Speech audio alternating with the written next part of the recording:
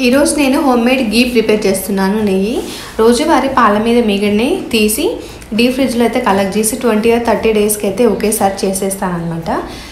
పాల మీద మీగడని డీప్ ఫ్రిడ్జ్లో స్టోర్ చేసి ఇంకా మనం చేయాలనుకున్నప్పుడు ఒక 2 hours ముందే తీసి బయట పెట్టిన తర్వాత నార్మల్ కూల్ టెంపరేచర్కి వచ్చిన తర్వాత దాన్ని మిక్సీలో కొద్దిగా వేసుకొని కొద్దిగా వాటర్ యాడ్ చేసి మిక్సీ పట్టండి.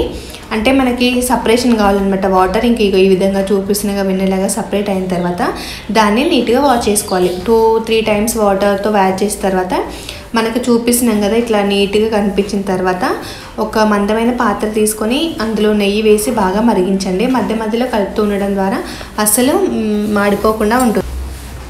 నెయ్యి ఎంత మరిగితే అంత బాగుంటుంది ఫ్లేవర్ అయితే, లేదంటే పచ్చివాసన వస్తుంది.